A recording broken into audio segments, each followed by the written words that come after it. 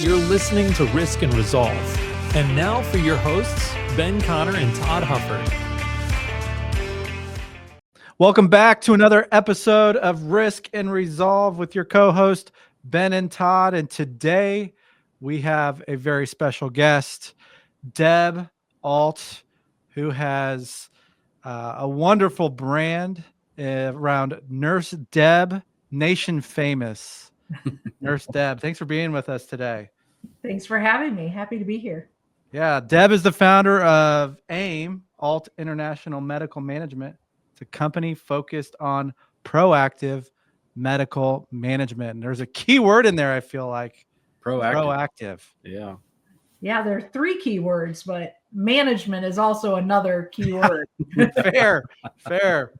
Deb, can you give our listeners, viewers, a sketch of AIM and what you guys do on a day in and day out basis? Yeah, absolutely. Happy to do that. So my company is a team of nurses and doctors. We come alongside patients primarily telephonically, although we're expanding that out recently. And we help guide them through the two most cumbersome ecosystems in the universe, the healthcare delivery system. So what care is the gold standard of care? When should I be getting it? Where should I be going to get it? And the health plan system. Oh my golly, how do I avoid bankrupting my family, my employer as I'm going through this health event? So we navigate those two pieces with them and get them as healthy as possible, as quickly as possible. God bless your team for doing it too. That's hard work. What was the genesis or the reason for you wanting to start AIM? Like, what's the story behind that of like, hey, I really want to start a company that deals with the two most difficult things on the planet? I did not want to start a company to do that. Let's hear it. So this magazine back here actually has the whole story if anybody cares enough to read it. But I was a bedside nurse. I was a ER, ICU, predominantly night shift, predominantly weekend kind of nurse. Knew from the time I was born, essentially, that I wanted to be in medicine.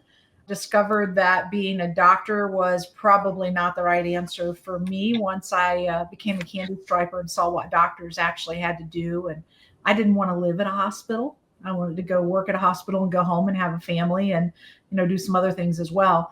The problem is about 30 years ago now, I was working in an ICU and we had a patient and we should not have admitted that patient to our ICU. We didn't have all the right equipment. We didn't have the right skill set.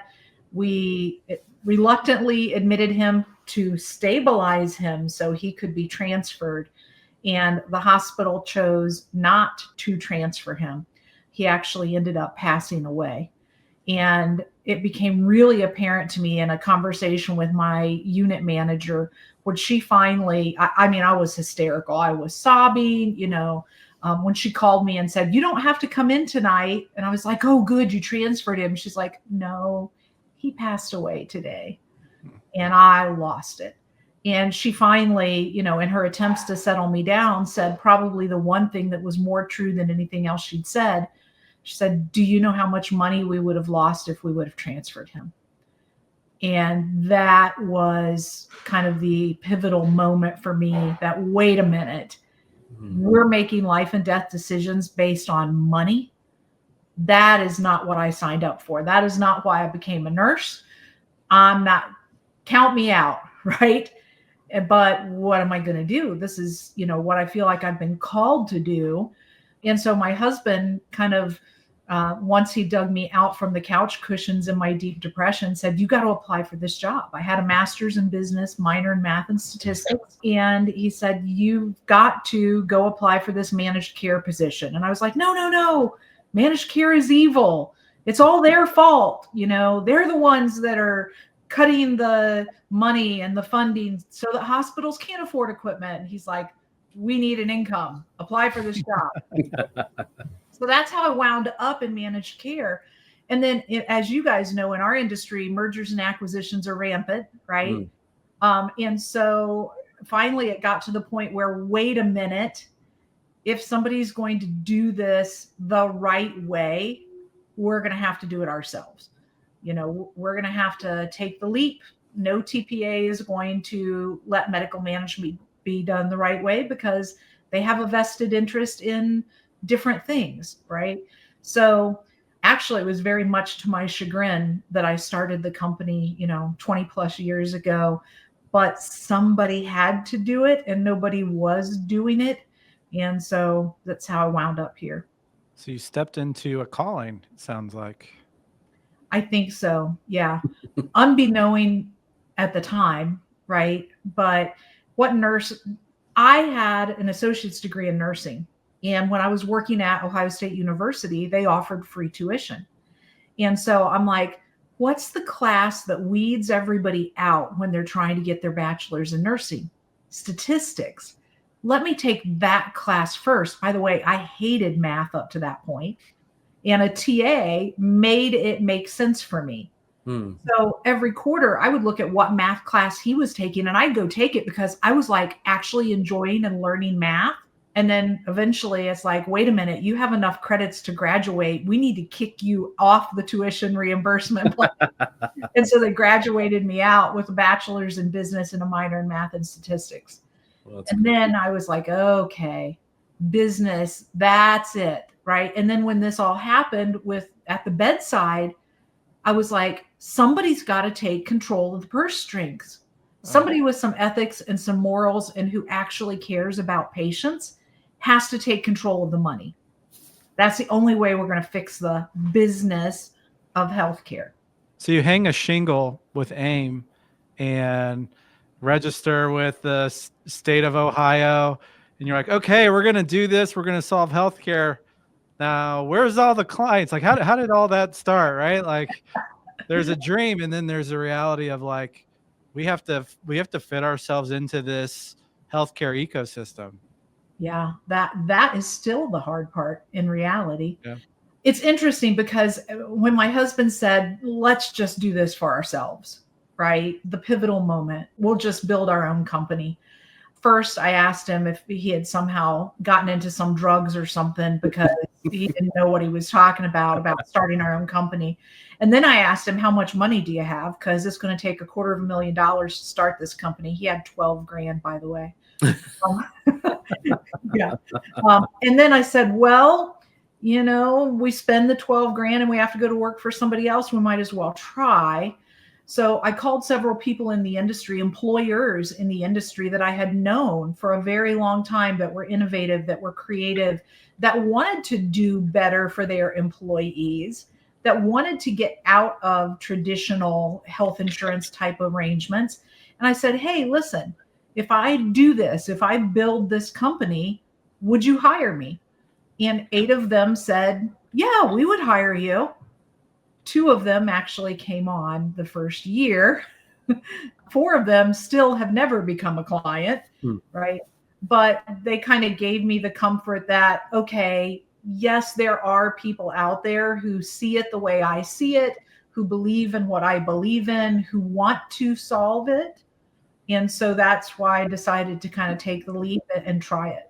And it's really been all about that for us, finding people of a like mindset on the same mission who see things the way we do in terms of what's broken and who are willing to say it probably isn't going to be easy. It's definitely going to be uncomfortable. It's going to feel different, but we want to fix this. We want to take control of it. So, Deb, a lot of our listeners have heard the story now about how it came to be, but they're wondering, how does her team save money? Because I have a doctor and I've got a local hospital I go to, and I have an employer with a plan. I've never seen anybody get in the way of what I'm doing. Help us understand the mechanics of the vehicle that you built and how you do sort of, I guess, stop the car or at least slow it down to make some changes. Explain the technicals of how that works. Yeah. In any and every way that people will allow us to. Right. So, I mean, we have an approach of meeting people where they're at. So we have a product for fully insured groups. We have a product for groups that are not fully insured, but they still need a carrier logo on their card to have that comfort level, right? So How much we can do depends on where that client is at, how their broker and consultant and advisor has walked them down the glide path toward these like unbundled, transparent, vanishing deductible guided plans, right? Where are they at in that continuum? So our goal is really to find people who have the same mindset, mission, goals, work ethic, communication strategies with their employees, and partner up with them and kind of come down that continuum with them. There's a ton of technology that goes into it, Todd.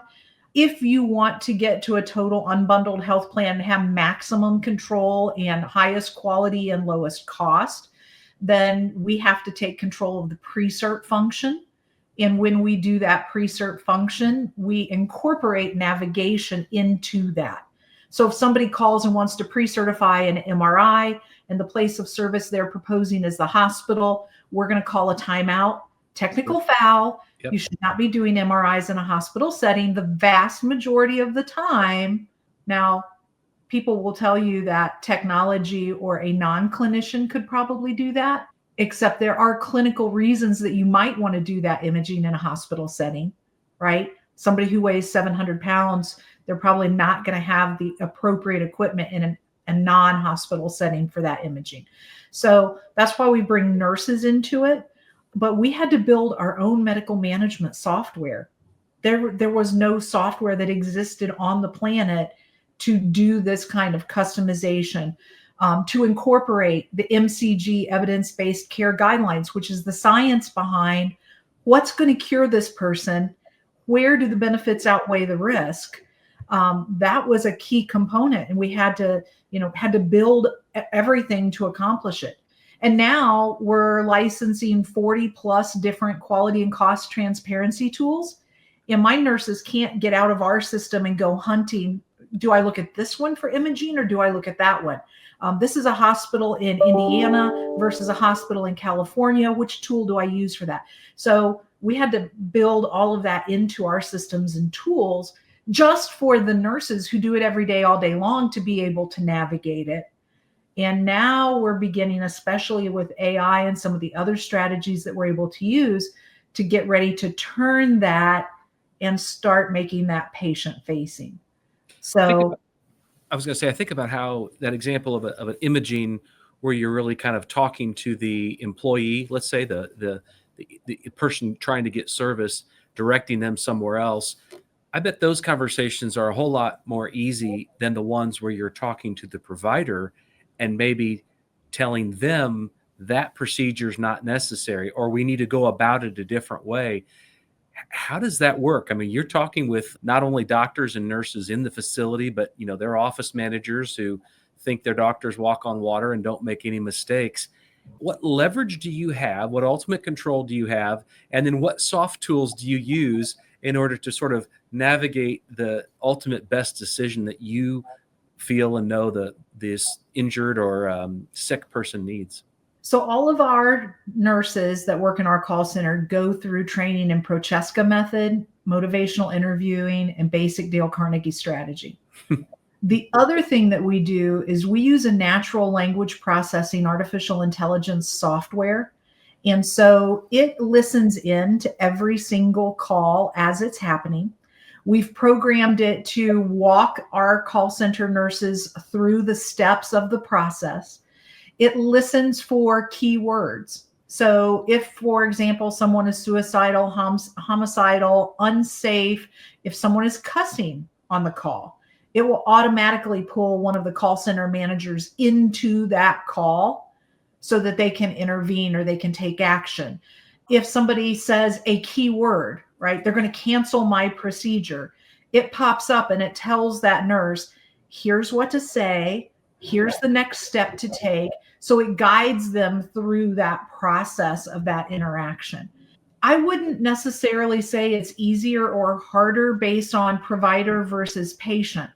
Some patients just want what they want when they want it, wherever they want it from, and they feel that they are entitled to that because they have a premium taken out of their paycheck. Yep. Right? Others are very open and receptive. Oh my gosh, you're going to help me? Ooh, you can help me find the place that I can best afford. Oh, you know who the good doctors are. You know what the great facilities are. Others embrace it and love it, right? It's almost impossible to predict which one's going to be which. Yeah. Same thing on the provider side. Lots of times we're talking to someone in a provider's office and they're like, there's a way for this patient to get this procedure for free. How do we make that happen? Oh, you can help me figure out the place that's going to get the best coverage for the patient. Let me talk about that, right? So some will embrace it. Others will be like, no, our practice is owned by XYZ hospital and everything gets done at XYZ hospital. And we're not going to order at the independent imaging center, no matter what you say. Right. The more expensive the medical procedure or service is, and the more profit that is being made on that medical procedure or service, you often find a correlation to how aggressive they're going to be about it. So chemotherapy, we see markups 2, 3, 4, 5, 6,000% on those drugs. And we'll say to the business office, the physician, wait a minute, this patient's going to get stuck with that bill. That is an excessive charge. That is not reasonable and customary. That's not going to fly with the plan because we know you're buying this drug for X, right? Or even less, depending. You might be a 340B. You might be getting an even better deal than what we think you're getting on it. And we'll say to them, okay, if you won't negotiate that price to something reasonable, if you won't let us have the drug drop shipped so that we can control the cost, if you won't do any of these things, then write a prescription for the patient and we'll have a home infusion company go out and give the drug. And they'll refuse to write the prescription. Sure. No, if you're not going to let us administer it, we won't write the prescription. So then we have to go all the way back to, okay, now we have to find a different doctor because that doctor's not willing to write the prescription. And even when you call the state medical board, here's the thing that really is abhorrent. You call the state medical board and you walk them through that situation and they will say, that's a billing issue. We don't get involved in billing issues. No, that's an ethics issue. Right. He's already diagnosed this patient. He's already determined what the appropriate treatment is. And now they're refusing to help this patient get that treatment in a way that the patient can afford. That's an ethics issue. That's a greed issue. But we're seeing it across the country, and we're seeing providers that are demanding cash up front from patients who have 100% coverage. It makes no sense. The greed has gotten worse in the last 30 years instead of better. As you've worked with health plans, and I think it's fascinating, as even before we started this call, just in thinking about where you sit, and you mentioned it in your intro, you sit right in between healthcare and a health plan, which is ridiculous. That's a hard place to sit, but your client really is the employer. What would your ask be for all employers as they're considering a health plan? I think that employers ultimately have to examine their heart and their gut and come to some sort of a conclusion about why are we offering health insurance as a benefit? Because if we're doing it for the wrong reasons, right? If we're not willing to really examine it and make sure that it's delivering, then should we be doing it at all? And I know people probably think that I'm crazy saying that, but you're really making a life and death decision for your employees and their families when you pick the health plan. And so I understand that you want to focus on making widgets because that's your core business. I totally get and understand that. But if your employees don't have good health care, they're not going to help you accomplish your widget making mission, right? So if you don't want to focus on healthcare and making it work right, you're in a really tough spot as an employer, right? So your competitors are offering health insurance and that's the reason you offer health insurance. Well, that's not a good reason, right? So I think they really have to get down to What are our goals and objectives? What are we trying to accomplish by offering health insurance? When you say it's a life and death decision, what do you mean by that? So the problem with US healthcare right now is that there are major disparities in healthcare. We all know that, in terms of quality of care, in terms of cost of care. We have people who are avoiding their medications because they need to put food on the table, right? So even, just offering a traditional status quo kind of carrier plan has implications, right? You're paying for the care that those people get. If they get sub-quality care, you're paying for them to be butchered, maimed, and killed. I hate to be overly blunt about it, but people come out of the healthcare system hurt by inadequate quality of care. And so I don't think that people understand the seriousness of it. I'll tell you, I walk into employers and a question that I ask a lot is there anybody in your population who has cancer?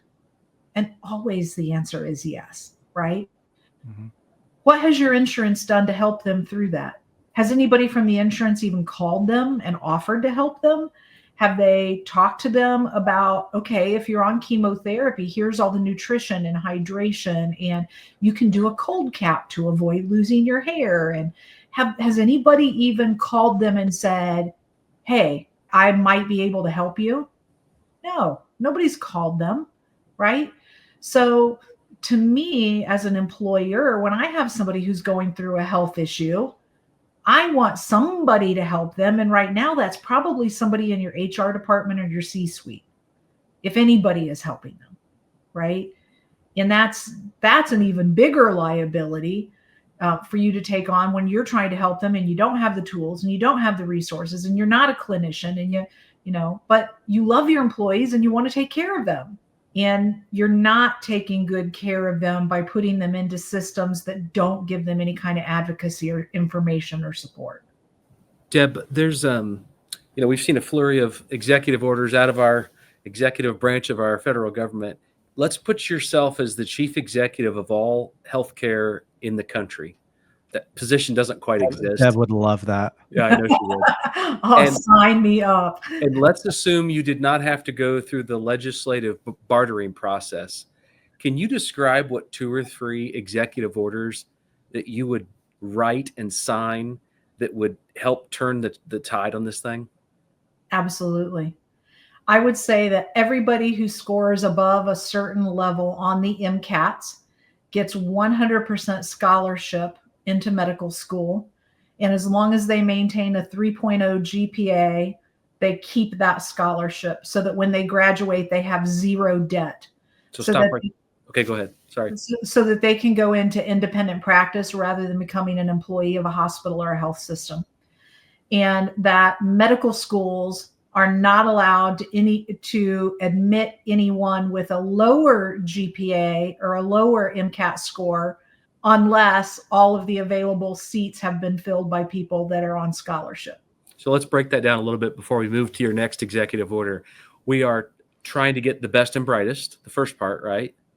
And the second part, we're trying to eliminate the indebtedness, which then motivates these new doctors from getting basically encumbered in situations where they're solving the debt, but they're not actually practicing the medicine. Yeah, they're an employee who has gag orders and who has RBRVU requirements that have to be met and who have to do it the way the employer says to do it. They're the nurse in the ICU admitting the patient that should have never been admitted because they don't have the equipment and the supplies to do it. Right. Okay, right. So what's your next executive order look like? Well, I would add to the last one, medical schools must teach evidence-based care pathways because right now they don't. And they don't teach anything about the business of healthcare either. They don't teach anything about insurance, what it is, how healthcare gets paid for, what things cost. That is entirely missing from the medical curriculum. So number one, I would attack the physician and then once I got the physician shortage solved, I would move on to nurses and therapies, and I would move it on down the chain In the same way. in the same way. Okay. How about a second executive order that looks a little different, attacks a different problem? What would it look like? So we're all old enough to have been forced to read the Scarlet Letter in high school, right? Yep. So you see this lab jacket? Yep. I want over here a giant A, B, C, D, or F above my name that tells you my objective case mix adjusted severity risk indexed quality score. So that when I walk onto a hospital floor, you can see coming a mile away whether I'm a great doctor, an okay doctor, or a horrible doctor. And I want every facility to have to post at every entrance, just like across the country, a lot of restaurants have to post whether they passed the health inspection or not. I want them to have to post A, B, C, D, or F, right? And if their maternity unit is an A+, that's great. Put an A+ on the maternity unit door. If their cardiac surgery is an F-, put an F- on the door to the cardiac surgery unit, right? Yep. I want that plastered everywhere. And I want it available over the internet. So I want to know, as a normal consumer, does this doctor have medical malpractice lawsuits against them? Do they have sanctions against their license? Are they still board certified? Right? I want all of that data in one place where I can go, is Dr. Ben Connor any good? Yes or no? And I want it to look at all of those things, right?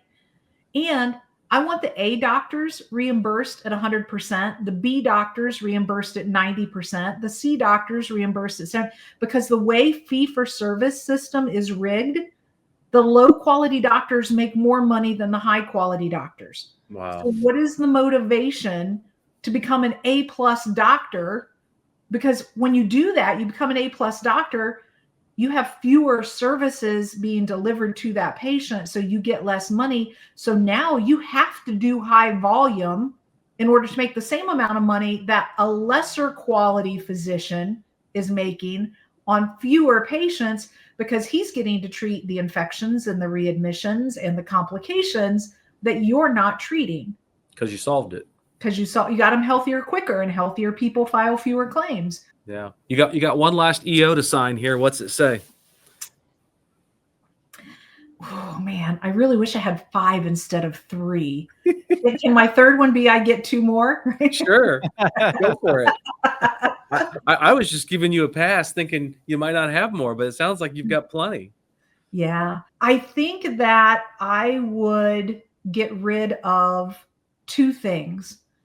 I would get rid of the reception area at every medical facility doctor's office, and I would replace it with a kiosk, and I would automate eligibility and benefit and coverage information being delivered real time at point of service.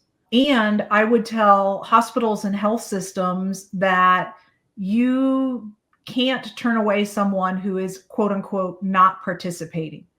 You can't say we only take XYZ health plan patients.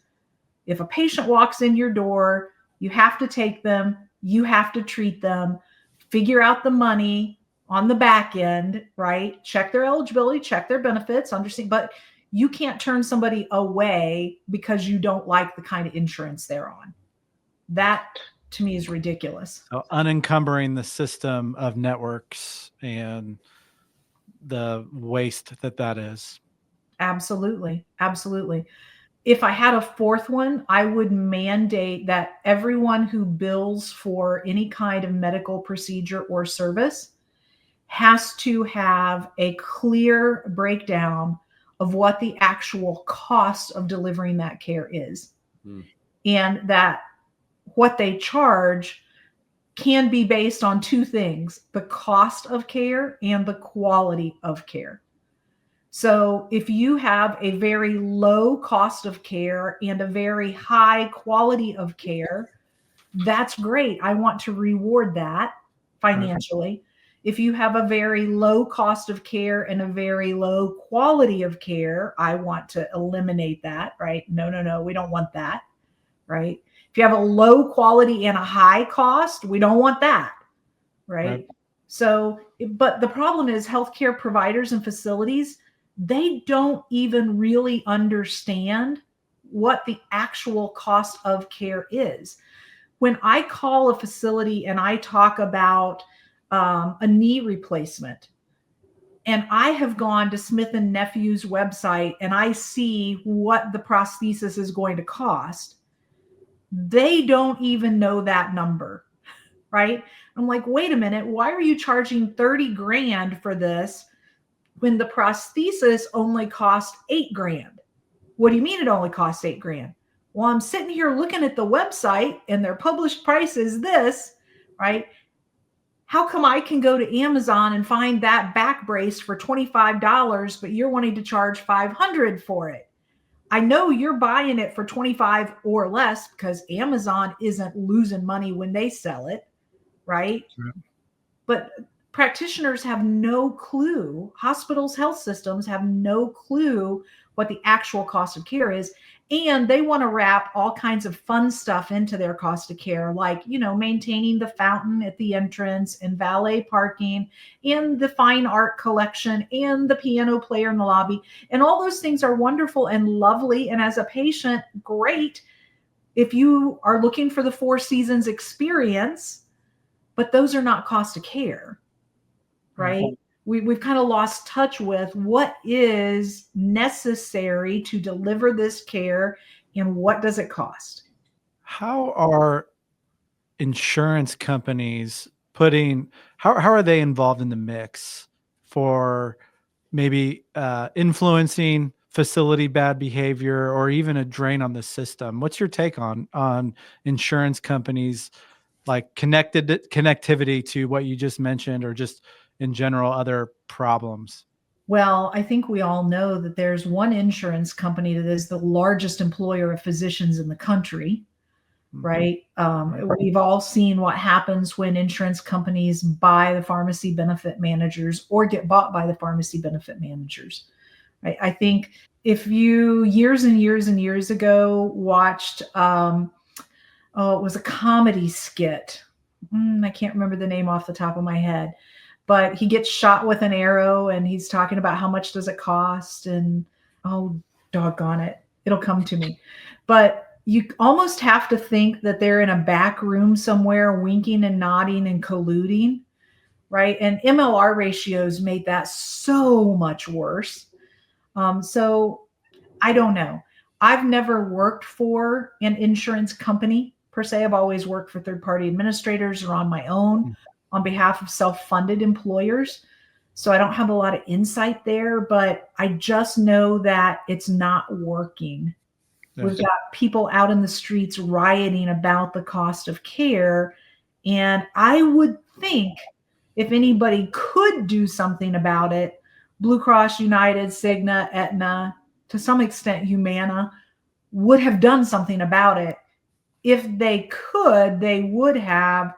The only reason they wouldn't have is there is some motivation to not fix it. Because if I can fix it, and we're fixing it for companies across the country, right? Hundreds of employers who have found essentially healthcare nirvana.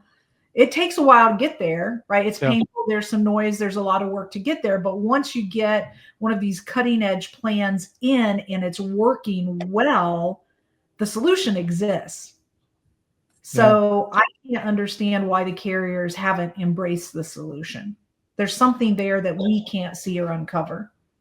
Yeah. Sure. No profit in the cure, I don't think, unfortunately. But a question for you is, there's a few books behind you with your picture on it, and you've been really outspoken about the ethics of coming alongside someone with good healthcare and protecting them from danger. And you mentioned that even earlier in the podcast. You've stepped out in courage and potentially even received a lot of flack for that. Why do you do that? I would want somebody to do it for me. I would want somebody to do it for my spouse, my children, my grandchildren. And the bigger problem is there comes a point in time where good enough is not good enough, right? And that's probably the biggest criticism that I get personally, is constantly striving for perfection, and the noise and the inconvenience and the alarm that goes into calling a timeout, right? And saying, whoa, whoa, whoa, pause. This is not the best care. This is not the best place. This is not the best provider. Some people are much happier burying their head in the sand, but I wouldn't be able to sleep at night if I let one of my patients that I'm working with or that I'm responsible for caring for be harmed by getting something less than the best. Now, if the patient makes a decision, and often they do, right? Our success rate in navigation is 84% across our book of business. That means 16% of the time I fail, and the patient chooses to go someplace that's lower quality, or chooses to get care or a treatment that is not the A+, it's the B-. At that point, okay, the patient made a decision. They have free will and autonomy to do that. But at least I know they did it armed with the information. How has that percentage changed over time? It's gotten higher, right? The other thing that I will tell you is, as employers have begun to embrace this and have begun to understand it and have begun to offer incentives, that has helped quite a bit. But there are still some employers that we send out every 2 weeks. We send out member-facing promo materials, and we can track how often those are opened at the employer level. Like, did HR open them and send them out? Well, if 80% of the time they're not even opening the message, it's not getting out to the employees. And then, because they haven't been prepped with, these nurses love you, they're here to help you, they can help in this way and that way, and they haven't gotten the positive buzz going. And let's face it, the only thing that people hate more than insurance companies are cable companies, right? So if their insurance company is calling them saying, let me help you, it's kind of like, a Native American skepticism about the government coming to help, right? That doesn't go together. So there's a lot of work that has to go into preparing employers and the employees in these kinds of plans. They have to understand the motivation behind it. But if you went out today and surveyed your employees and said, how many of you have heard a healthcare horror story? How many of you have been the victim of a healthcare horror story, you or your family? You would be amazed at the hands that go up when you ask those questions. And would you like a resource to help do something about that, to prevent that?